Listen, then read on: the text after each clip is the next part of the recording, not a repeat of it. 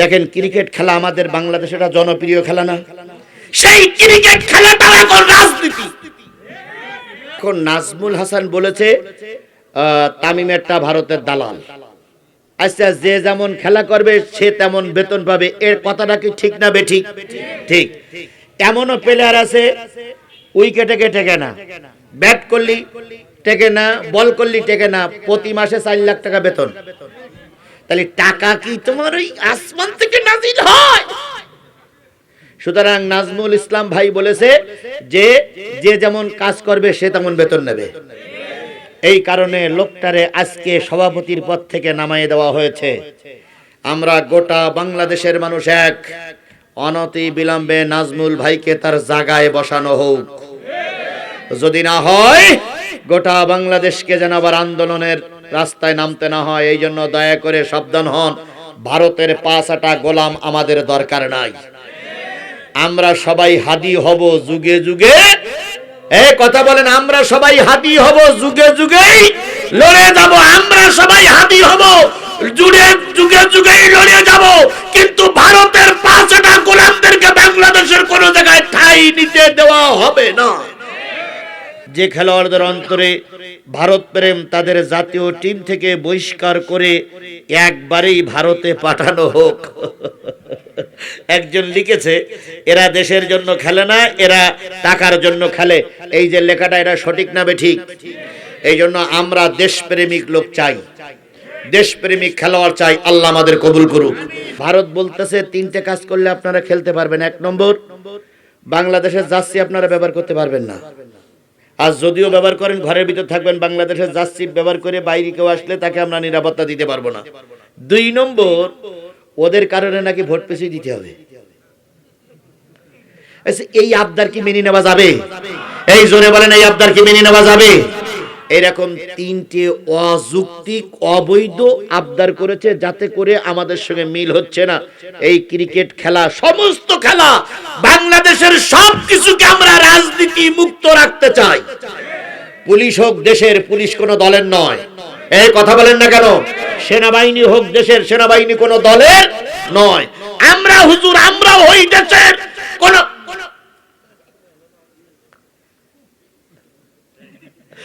আমরাও কোন দলের না, আমরা দেশের পক্ষে কথা বলতে চাই। কথা বলেন ঠিক না বেঠিক? আমার ভাইয়েরা, আমি আপনাদেরকে যে কথা বোঝাতে চাচ্ছিলাম সেটা হলো সিদ্দিক হতে পারলেই জান্নাতে যাওয়া যাবে। কথা বলেন। আবু বকরের কাছে এসে বলেন, আবু বকর, ও আবু বকর, ও আবু বকর, তোমার নবী নাকি মেরাজে গিয়েছিলেন, 5 ওয়াক্ত নামাজ নিয়েছে, জান্নাত দেখেছে, জাহান্নাম দেখেছে, তোমার কি মত? আবু বকর বললেন, এই কথাটা কি রাসূল বলেছে না তোমরাই বলতেছো? এবার জনগণ বললে এটা রাসূল বলেছে। আবু বকর বললেন, রাসূল জীবনে কখনো মিথ্যা কথা বলিনি, আজকে মিথ্যা কথা বলার প্রশ্নই ওঠে না। সুতরাং রাসূল যদি বলে থাকে, আমি এখনো নিজের কানে রাসূলের কাছ থেকে শুনিনি, তোমাদের কথা শুনে বিশ্বাস করলাম রাসূলের কথাটা সত্য। আরেকটু জোরে বলেন সুবহানাল্লাহ। নবীজি ওই মজলিসে এসে বলেন, আবু বকর, তুমি শুধু আবু বকর নয়, তুমি আজকের থেকে আবু বকর সিদ্দিক। তাহলে সিদ্দিক মানে কি? তাহলে আমরা কি সত্যবাদী হতে পারি না? ভাই, যে কয়জন ভাই চলে যাচ্ছেন, আর 2টো কথা শুনে দেন, আমি ব্যাখ্যা করবো না, 2টো কথা শুনে দেন, অন্তত কাজে লাগান। তাহলে আমরা সিদ্দিক হতে পারবো কি পারবো না? নবী হতে আমরা পারবো না, কিন্তু সিদ্দিক হতে পারবো। ওয়াশুহাদা, 3 নম্বর আছে শহীদরা যাবে আল্লাহর জান্নাতে। কারা যাবে? এই বগুড়ায় শহীদ আছে না নাই? আরো জোরে বলেন, শহীদ আছে না নাই? বগুড়ার 7 মাথায় গুলিতে মারা গেছে, বগুড়ার 4 মাথায় গুলিতে মারা গেছে। আমি যতটুকু জানি একজন শহীদ আছে, শহীদ রুহানি। রুহানি বলে একজন শহীদ আছে না? সব শহীদের নাম আমি জানি না, তবে শহীদ রুহানির আব্বার সঙ্গে আমার মাঝে মাঝে কথা হয়। উনি আমার বড় ভক্ত মানুষ। উনি এখনো পর্যন্ত চোখ বেয়ে কোনো পানি আমি কোনোদিন পড়তে দেখিনি। আমি একদিন জিজ্ঞেস করলাম, সম্ভবত ওনার নাম আবু বকর, আবু বকর সিদ্দিক, ওনার একটা ছেলে ইসলামী ব্যাংকে চাকরি করে। আবু বকর ভাইকে জিজ্ঞেস করলাম, ভাই আপনার কি চোখে পানি আসে না? কয়, ভাই হুজুর, ভাই জিহাদি ভাই, কানতে কানতে আমার পানি ফুরায় গেছে। আমার স্ত্রীর চোখেও এখন পানি আসে না, সেও এখন আর কান্দে না, কারণ কানতে কানতে তারও চোখের পানি ফুরায় গেছে। কেডা মারা গেছে না? রুহানির আম্মা মারা গেছে। যাই হোক, আমার যখন বেঁচে ছিলেন তখন আমার কথা, তাহলে রুহানির আম্মার চোখের পানি ঝরে না, বাবার চোখে পানি পড়ে না, এই হলো শহীদ। উনি বললেন, হুজুর ছেলেকে যখন বাড়ি আনলো, মানুষ কত নিষ্ঠুর হতে পারে, মারা যাওয়ার পরও কপাইছে তারা, এত নিষ্ঠুর হতে পারে। ওই শহীদ যদি কেউ হতে পারে, আর শহীদের বাপ মা যদি কেউ হতে পারে, তারা যাবে আল্লাহর জান্নাতে। এবার আমি আপনাদেরকে বলি, শহীদ সবাই রাজপথে মারা গেলে শহীদ হয় না। ও আমার ভাই, যদি কেউ পুড়িয়ে মারা যায়, তাহলে তাকে আল্লাহ শহীদের মর্যাদা দেবে। মা বোনেরা, আপনাদেরকে বলি, সন্তান প্রসব করতে যেয়ে যদি কোনো মা মারা যায়, তাহলে আল্লাহ পাক ওই মাকে শহীদের দরজা দিয়ে দেবে। যদি কোনো ব্যক্তি রাজপথে লড়াই করতে যেয়ে মারা যায়, সে দিনের জন্য মারা গেল, সে শহীদ। যদি কেউ গাড়ির তলে অ্যাক্সিডেন্ট করে মারা যায়, যদি কালেমার পরে বিশ্বাস করে, সে শহীদ। এরপরে কারেন্টে শর্ট করে যদি কেউ মারা যায়, সে শহীদ। এই জন্য আমরা আজকের থেকে নিয়ত করবো, আল্লাহ মরণ তো হবেই। আচ্ছা, মরবেন না? কেডা কেডা হাত তোলেন তো। মরবে না সবাই? শেখ হাসিনা বলতো 41, প্রায় বলতো কয় সাল? 41, কিন্তু 41 আসার আগেই পুরুত। সুতরাং মৃত্যু তোমার আমার হবে, সেই মৃত্যুটা আল্লাহ যেন আমাকে শহীদি মৃত্যু দান করে, কারণ শহীদেরা যাবে আল্লাহর, এই কথা বলেন, শহীদেরা যাবে আল্লাহর, শহীদেরা যাবে আল্লাহর জান্নাতে। এই জন্য আমরা চিন্তা করি, আল্লাহ মৃত্যু তো তুমি দেবো, আমাকে কি মৃত্যু দাও? শহীদি মৃত্যু দাও। বগুড়ার মানুষ, আমি 20 বছর আগের থেকে বগুড়ায় আসা যাওয়া করি। বগুড়ার মানুষ, বগুড়ার রাস্তাঘাট আমি যত চিনি, আমার সাতক্ষীরা জেলায় অত চিনি না। বগুড়ার মানুষ আমার অন্তরের মানুষ, বগুড়ার মানুষকে আমি দিল দিয়ে ভালোবাসি, বগুড়ার মানুষ আমাকে দিল দিয়ে ভালোবাসে। এই ভালোবাসাটা কার জন্য হোক? আরো জোরে বলেন। কেবল যে কোটা লোক আমার ভালোবাসে না, সেই কোটা লোক আমার মোনাজাতের আগে উঠে যাচ্ছে। এই কোটা লোকের ভালোবাসা আমি কেন জানি কুড়াতে পারলাম না, এরাই আমার শত্রু। ভাই, এতদিন ওয়াজ করলাম, তারপর আপনারা আমাদের শত্রু হয়ে চলে যাচ্ছেন। ভাই, বাড়ি পর্যন্ত যাওয়ার আগে তো স্ট্রোক হতে পারে নাকি? আমি দোয়া করছি না ভাই। উনি আমার কাছে বলেছে যে 12:30 পর্যন্ত আমি যাব না, তবে 12টায় 10 হয়েছে, আর কথা শেষ করতে হাতে আর 5-6 মিনিট লাগতে পারে, কিংবা 10 মিনিট লাগতে পারে, আমি মোনাজাত করে দেবো। আমি তো এগিয়ে যাচ্ছি ভাই। আমার সোনা মানিক ভাই রে, তুমি আমার অন্তরের মানুষ, আমি তোমার ভালোবাসা। আমার দাবি হলো, দীর্ঘদিন বগুড়ায় আসা যাবা, দীর্ঘদিন বগুড়ার মানুষের সঙ্গে ওঠা বসা, বগুড়ার আনাসে কানাসে দোকানে, ওই জুয়েলার্সে, বড় বাজারের ভিতরে যদি কোনোদিন ঘুরতে যাই, কেউ না কেউ আমার সঙ্গে দেখা করে, কেউ না কেউ আমার চা না করাই ছাড়ে না। দুপুর বেলার খাওয়া না থাকলে বড় বড় হোটেলে নিয়ে খাওয়ায়, সে তো বগুড়ার মানুষেরা। আমি আপনার কাছে বড় টাকা চাচ্ছি না, বড় খাওয়ারও চাচ্ছি না, শুধু এতটুকু দোয়া করি, আপনারা দোয়া করবেন আজিজুল ইসলামের মৃত্যুটা যেন আল্লাহ পাক শহীদি মৃত্যু দান করে। আমার সন্তানদের বলেছি, তোমরা দোয়া করবে তোমার বাবা যেন শহীদ হয়ে যায়। স্ত্রীর কাছে বলেছি, শোনো, মৃত্যু তো আমার হবে, জীবনে কোনোদিন সারা জীবন বেঁচে থাকা যাবে না, আমি সারা জীবন তোমার খেদমত করতে পারবো না, তুমি আমার খেদমত করতে পারবা না, একদিন মৃত্যু হবে, তবে সেই মৃত্যুটা আল্লাহ যেন শহীদি মৃত্যু দেয় রে ভাই। শহীদি মৃত্যুর চাইতে ভালো মৃত্যু আর কিচ্ছু নাই। আল্লামা সাঈদী সারা জীবন দোয়া করতেন, কি মৃত্যু? জোরে বলেন, কি মৃত্যু? আল্লাহ পাক তার শহীদি মৃত্যু দান করেছে রে ভাই। তার ইনজেকশনের ভিতর দিয়ে তাকে মেরে দেওয়া হয়েছে, ওটাও একটা শহীদি মৃত্যু। আমি বগুড়ার এই হাজারো মানুষের কাছে একটা দাবি করে গেলাম, মা বোনদের কাছে দাবি করে গেলাম, ও আমার বোন, ও আমার মা, ও আমার ভাই, ও আমার সন্তান, জিহাদির জন্য দোয়া করো, আল্লাহ যেন জিহাদিকে শহীদি মৃত্যু দান করে। আমি বলি, আল্লাহ তুমি আমার মৃত্যুটা কোরআন হাদিস বলতে বলতে দিয়ে দিও, তুমি রমজান মাসে আমার মৃত্যু দিও, তুমি শুক্রবারে আমার মৃত্যু দিও, আমার মৃত্যুটা যেন সেজদারত অবস্থায় হয়, আমি যেন আমার মালিকের কাছে সেজদারত অবস্থায় পৌঁছাতে পারি। আপনারা এতটুকু দোয়া কি আমার জন্য করতে পারবেন না? আল্লাহ যেন আমার মৃত্যুটা কি মৃত্যু দেয়, কারণ শহীদি মৃত্যুর চাইতে উত্তম মৃত্যু আর কোন মৃত্যু নেই। শহীদ রুহানি চলে গেছে, মানুষের অন্তর থেকে মুছে গেছে, এখনো শহীদ রুহানির কথা মনে পড়লে শিবিরের হাজারো ছাত্র জনতা কেঁদে কেঁদে তার জন্য দোয়া করে। সুতরাং আমরা চাই আল্লাহ আমাদের যেন শহীদি মৃত্যু দান করেন। সকলে মিলে বলেন আমিন, আরো জোরে আমিন। তাহলে কয় শ্রেণীর মানুষ জান্নাতের সামনে? প্রথম নবী আমরা হতে পারি নাই, 2 নম্বরে সিদ্দিক আমরা ইচ্ছা করলে হতে পারি, 3 নম্বর শহীদ ইচ্ছা করলে আমরা, আল্লাহ যদি কবুল করে শহীদের মৃত্যু, আমরা শহীদের মৃত্যু আল্লাহ আমাদের দিতে পারে। 4 নম্বর সালেহীন। সালেহীন মানে সেটাও নেককার ভালো মানুষ। এই ভালো মানুষকে আগামীতে ক্ষমতায় পাঠানো এটাও কিন্তু নেককারের কাজ। ও ভাই, আজকে যদি আপনারা আমাকে দাওয়াত না করতেন, আমি কি এখানে এসে কোরআন হাদিসের কথা বলতে পারতাম? তাহলে আপনারা দাওয়াত করেছেন, এখানে বসাইছেন, তাই বলে আমি কোরআন হাদিসের কথা বলতেছি। কথা বলেন ঠিক না বেঠিক? তাহলে আপনাদের সমর্থন না থাকলে আমি এখানে আসতে পারতাম? ঠিক আগামীতে, আগামী নির্বাচনে আপনি একটা ভালো মানুষকে একটা সাপোর্ট দিবেন, এটা হলো নেককার সালেহিনদের কাজ। দিলে কি হবে? আল্লাহ পাক বলেন মাইয়াশফা শাফাতান হাসানাতান ইয়াকুন লাহু নাসিবুম মিনহা ওয়া মাইয়াশফা শাফাতান সাইয়াতান ইয়াকুন লাহু কিবলুম মিনহা। যেই ব্যক্তি ওই 12 তারিখের ওই অন্ধকার ঘরের ভিতরে একটা ভালো মানুষকে সাপোর্ট দেবে, কি মানুষ? নেককার মানুষকে সাপোর্ট দেবেন। কাকে সাপোর্ট দেবেন তা বলছি না, ভালো মানুষকে সাপোর্ট দেবেন। ওই ভালো মানুষটা যদি এমপি হয়ে জাতীয় সংসদে যায়, ওই মানুষটা জাতীয় সংসদে যেয়ে যত নেকির কাজ করবে, যত ভালো কাজ করবে, সব নেকি আপনার আমার আমলনামায় লেখা হবে। অমাইয়াশফা শাফাতান সাইয়াতান, যদি কোনো ব্যক্তি খারাপ মানুষকে সাপোর্ট দেয়, ওই লোকটি জাতীয় সংসদে যদি সুদের আইন পাশ করে, ঘুষির আইন পাশ করে, জেনাবে বিচারের আইন পাশ করে, আল্লাহ পাক বলেন ওখানে যত গুনাহ হবে, যার সাপোর্ট নিয়ে এমপি ক্ষমতায় গিয়েছে, প্রতিটা নারী আর পুরুষের আমলনামায় ওই পরিমাণ গুনাহ লেখা হবে। এখন গুনাহ নেবেন না সওয়াব নেবেন? এই কথা বলেন, গুনাহ নেবেন না সওয়াব নেবেন?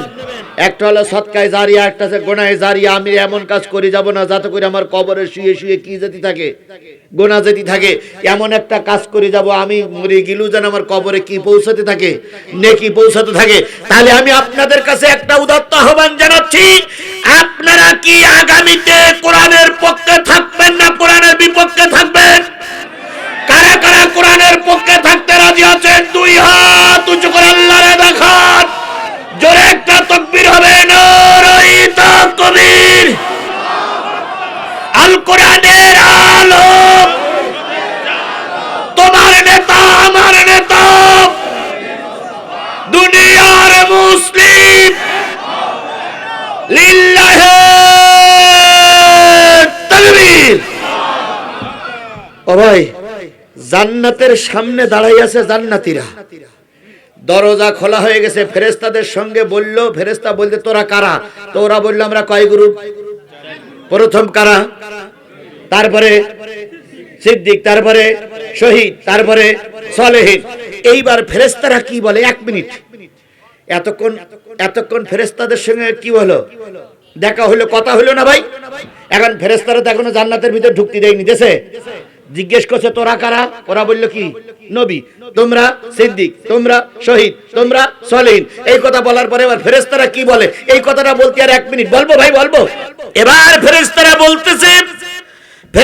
বলতেছে তোমরা জান্নাতের ভিতরে ঢোকো, খালিদিনা ফিহা, অনন্তকালের জন্য তোমরা সেখানে থাকবে। এবার ওই দলের ভিতরে আল্লাহ পাক বগুড়ার এই মানুষদেরকে কবুল করুক। এই আপনারা সবাই বলেন তো আমিন, আরো জোরে বলেন আমিন। তাহলে আমরা যদি ওই জান্নাতে থাকতে চাই, তাহলে আজকের থেকে নামাজ কাজা করা, মিথ্যা কথা বলা, অন্যায় কাজে সাপোর্ট করা, অন্যায় নেতাকে ক্ষমতায় পাঠানো যাবে। এগুলো যদি সব বক্তব্যের ভিতরে থাকে, আল্লাহ জান্নাতে দিয়ে দিলেন। এবার আমরা জান্নাতে যাই কি বলবো? বলবো সেটা আল্লাহ বলতেছেন, ওয়াকালুল হামদুলিল্লাহিল্লাযী সাদাকানা ওয়া'দাহু ওয়াআওরাসানাল আরদা নাতাবাউ মিনাল জান্নাতি হাইসু নাশা। সবাই জান্নাতের ভিতরে যে বলো আলহামদুলিল্লাহ। তাহলে জান্নাতি মানুষের প্রথম কথা কি? আলহামদুলিল্লাহ, আলহামদুলিল্লাহ। আল্লাহ তুমি ওয়াদা করেছিলে। আর আজিজুল ইসলাম জিহাদি বগুড়ার কুঠুর বাড়িতে যেয়ে এই কথাগুলো বলেছিল আল্লাহ, সেখান থেকে আমরা আর নামাজ কাজা করিনি, সেখান থেকে আমরা আর মিথ্যা কথা, অন্যায় কাজে ভোট দেইনি। মা বোনেরা বলবে আল্লাহ, সেখান থেকে আমরা আর বেপর্দায় চলিনি, পর্দা করে চলেছিলাম। আজকে আজিজুল ইসলাম জিহাদির কথা শুনে আমরা ভালো কাজ করেছিলাম, তুমি আমাকে জান্নাত দিয়েছো, সমস্ত প্রশংসা তোমার, আলহামদুলিল্লাহ। আর আজিজুল ইসলাম জিহাদি কোরআনের মাধ্যমে যে ওয়াদা করেছিল, আজকে সেই ওয়াদাটা কি হয়েছে? সত্যে পরিণত হয়েছে। আর এই বিশাল জান্নাতের মালিক আমাদেরকে বানিয়ে দিয়েছো। এই কথা যখন বলবে আল্লাহ তখন সামনে আসবে। হে সুবহানাল্লাহ বলবেন না? সুবহানাল্লাহ বলবেন না? এই কথা যখন জান্নাতি নারী আর পুরুষরা বলবে, তখন আল্লাহ নিজে জান্নাতের ভিতরে জান্নাতীদের সঙ্গে দেখা করে কি বলবে সেইটা বলবো। আল্লাহ বলতেছে ফানিমা আজরুল আমিলিন, ও আল্লাহর বান্দারা, যারা কাজ করে তাদের পুরস্কারটা এরকম ভালোই হয়। তোমরা দুনিয়ায় কাজ করেছো, আমি আল্লাহ খুশি হয়ে তোমাদের কি দিয়েছি? জান্নাত দিয়েছি। সেই জান্নাতে আমি আপনাদের সঙ্গে করে নিয়ে যেতে চাই। আপনারা কি আমাকে ফেলাই রেখে যাবেন? আপনাদেরকে আমি ফেলাই রেখে যাবো এই মনে করেন? তাহলে আজকের থেকে ভালোবাসা হোক কিসের জন্য? আজকের থেকে চলা হবে কিসের জন্য? আজকের থেকে বলা হবে কিসের জন্য? আজকের থেকে ভালোবাসা হবে কিসের জন্য? জান্নাতে আমি একা যাব না তো ভাই, তোমাকেও আমি আমার সাথে নিতে চাই। আল্লাহ সেই জান্নাতের মেহমান হিসেবে আমাদের কবুল করুক, জোরে বলেন আমিন।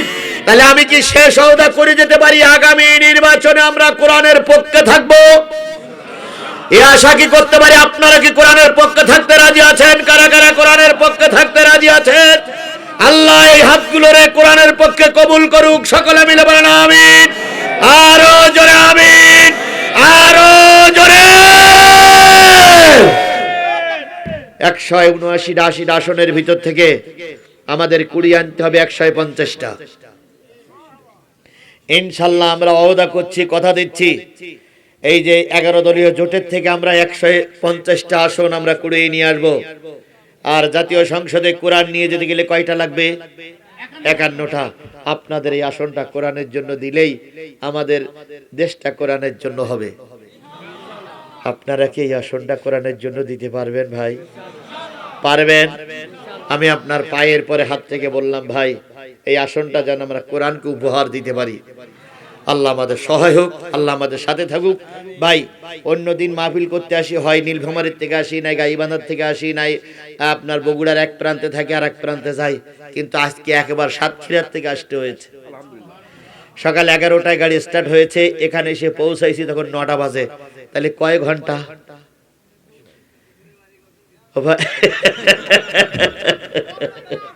এই লোকটা কাজের মতন কাজগুলো বলে এত দূর বাড়ি করেছেন কি করতে?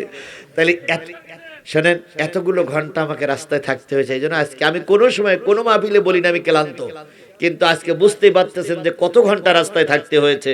এই জন্য আমি আপনাদের কাছ থেকে আজকে বিদায় নিয়ে গেলাম। আবারও কোনোদিন দেখা হবে ইনশাল্লাহ। তবে সেদিন যেন কোরআন বিজয় নিয়ে বিজয়ের মালা যেন কোরআনের পাখিদের গলায় পরি আমরা আসতে পারি। আল্লাহ আমাদের কবুল করুক।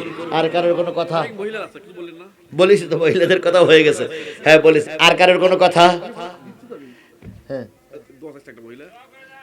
মা বোনদেরকে আল্লাহ 5 ওয়াক্ত নামাজ ইসলামের পক্ষে থাকার তৌফিক দান করুক, সকলে মিলে বলেন আমিন। ভাই সূরা ফাতিহা পড়েন, সূরা ফাতিহা পড়েন। বিসমিল্লাহির রহমানির রহিম, আলহামদুলিল্লাহি রাব্বিল আলামিন, আর রহমানির রহিম।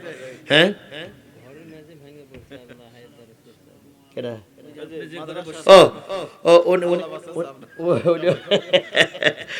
একজন মহিলা দোয়া চেয়েছেন, জি দোয়া করবো ইনশাআল্লাহ, আল্লাহ কবুল করুক। আস্তাগফিরুল্লাহ রাব্বি মিন কুল্লি জামবি ওয়া আতুবু ইলাইহি লা হাওলা ওয়ালা কুওয়াতা ইল্লা বিল্লাহিল আলিয়্যিল আযীম। আল্লাহুম্মা আমিন।